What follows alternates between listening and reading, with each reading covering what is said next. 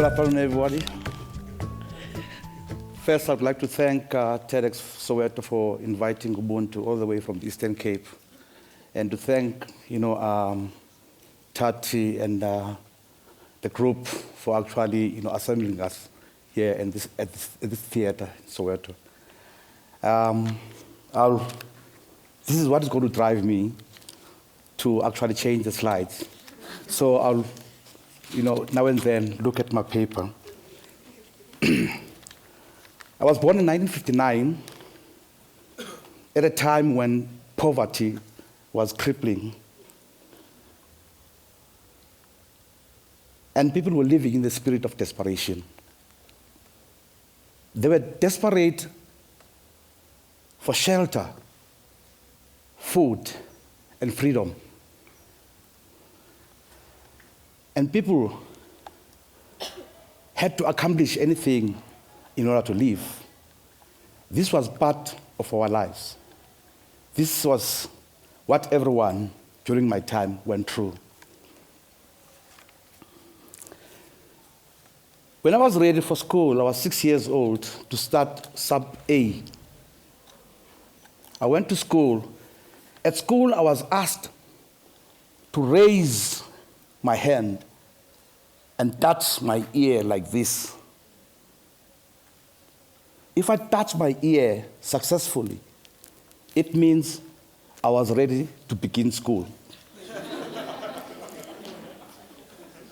You can see this was how the decision was made for us as black people, which was so bad.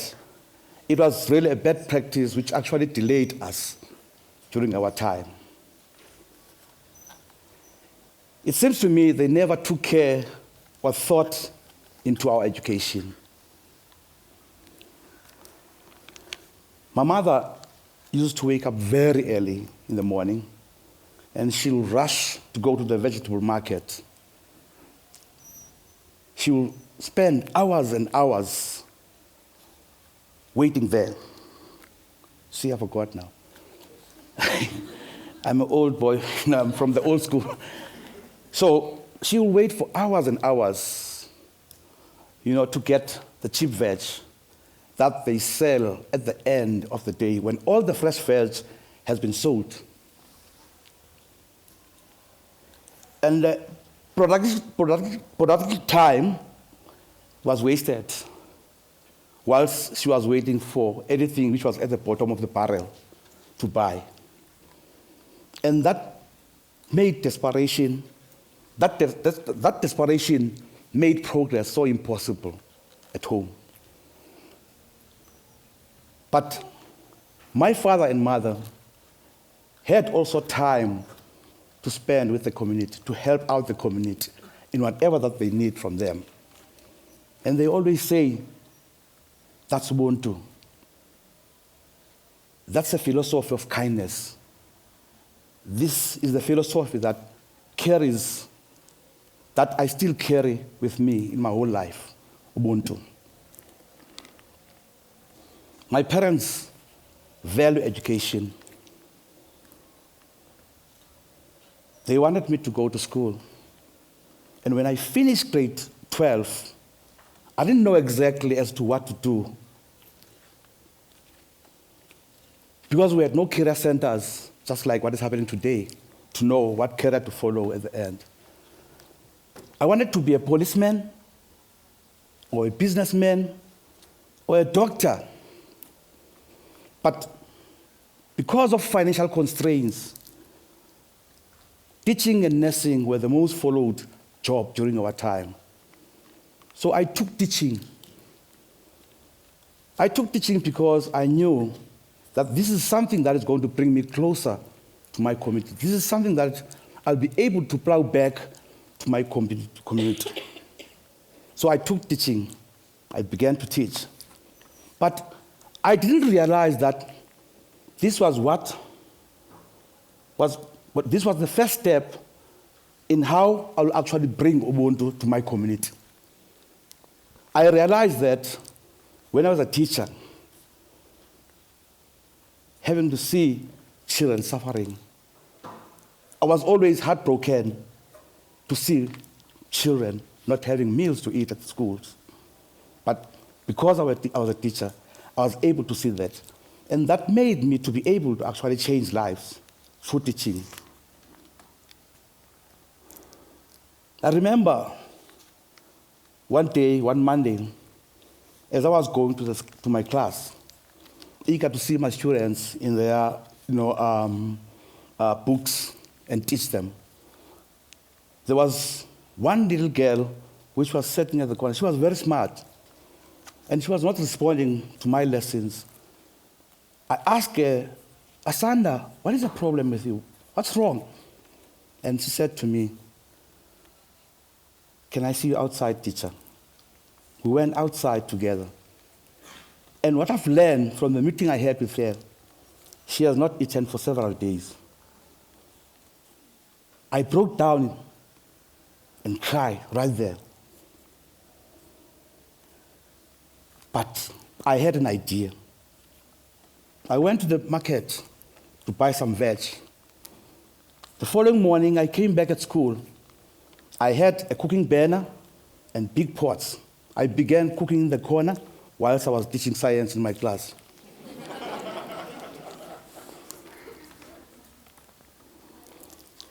I was doing that not necessarily to be praised. I was doing that for the sake of my children. I then began to have a bigger picture that there was a need for a better approach in our education, that there was a need not necessarily to focus only on learning areas, not only to see our children being desperate, for support, and they don't get it. So I said to myself, I need to put up something for them.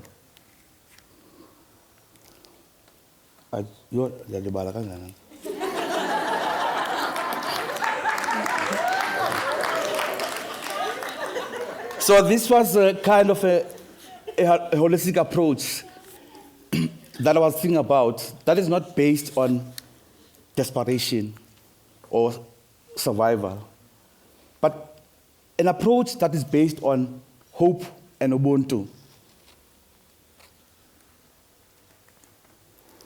I continue serving meals at my school, hot meals at my school. And I also see a need again. There were no libraries. I started asking my children to go and collect some books and magazines. We started to open up a box library for them. I never stopped even then. I then cleared the sports field because schools are being built and no sports field, nobody takes care of sports field. So I cleared the sports field because I know they love playing. My children to me were so special. That's why I was innovative to see to it that something is happening with them. I never stopped there. I introduced birthday celebration. Because we all know that for most of our children, they don't celebrate this function at home because of funds that are not there. I was putting all those things, doing all those things for my children, truly not to be praised. My life changed in 1995. In 1998, I was at the Shibin. Some call it tavern, and some call it pub, enjoying my beers there. And then there was this young American guy who came in. Everyone stared at him because he was the only white in the township at the Shibin at that time, 11:30 p.m. I called him, I said, come, let's sit down. I sat with him. I started to brag about the pots, big pots that I'm cooking at school, the fields that I'm actually clearing at my class, at my school, and the libraries that I've created. And what I discovered from him, he was so interested in my stories. And also I discovered that he has a passion for community development. And what also was so common between us, he was a goalkeeper from where he was coming from, and I was also a goalkeeper here in South Africa as well. The best goalkeeper anyway. So there was that, relation that actually happened between myself and this guy.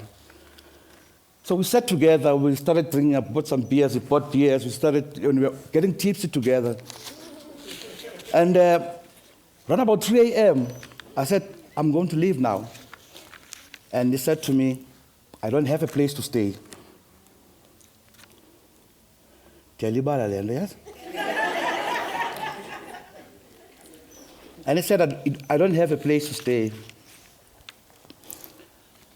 So I look at him and I was like so doubtful whether to take, this is a white person, and I've never shared a roof with a white person in my life. And how my life is going to be, it's going to change definitely. My children are going to, what are they going to say? But because I was deep, I said, yes, we can go, no problem. So we both left. And as I was driving my car, and I was like, yeah, how long are you going to stay? And then it says, 6 months. I said, 6 months? What?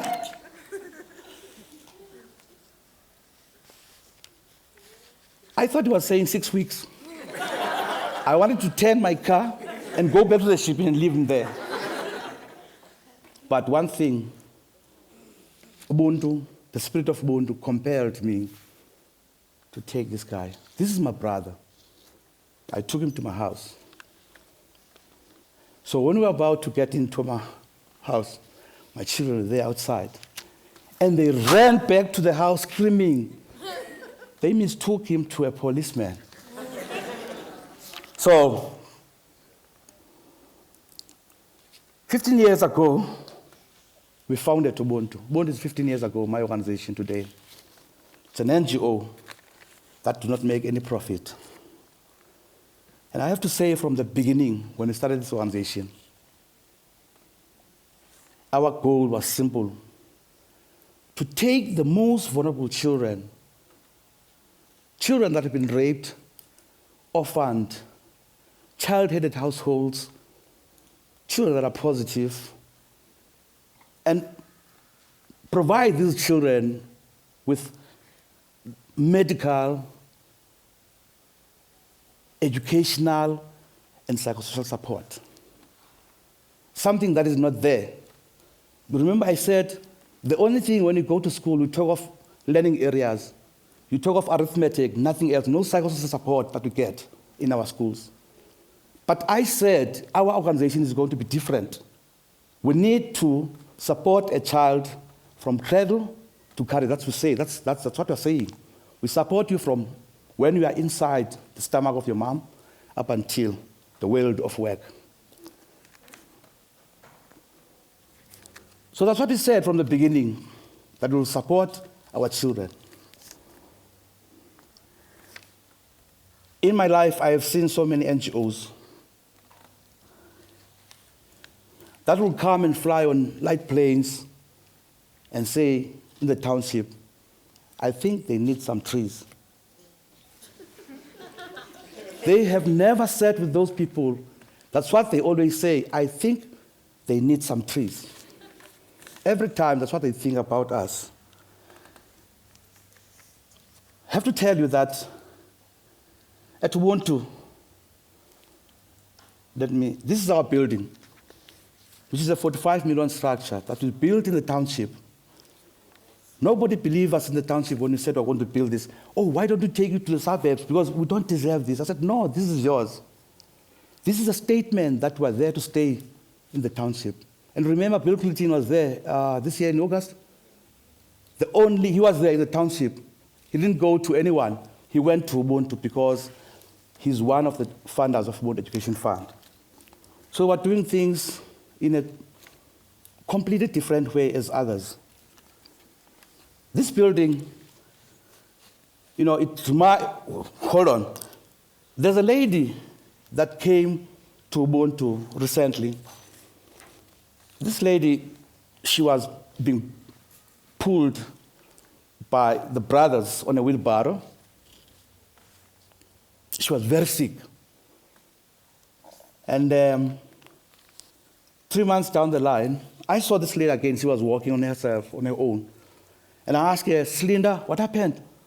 And she said to me, it's not the medicine that healed me, it's the building that healed me. So this building is healing people. Yes, yes, it's right in the township, in the heart of the township. People are getting healed. Also by the environment that is there, which is quality. We talk of quality at Ubuntu. I have to say also, our students are twice more to graduate in grade 12 than their peers. Our clients' HIV treatment adherence rate is 97%, whilst in Port Elizabeth is 56%.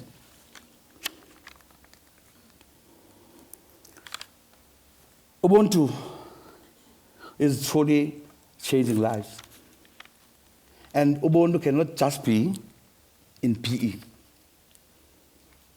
Ubuntu can be everywhere.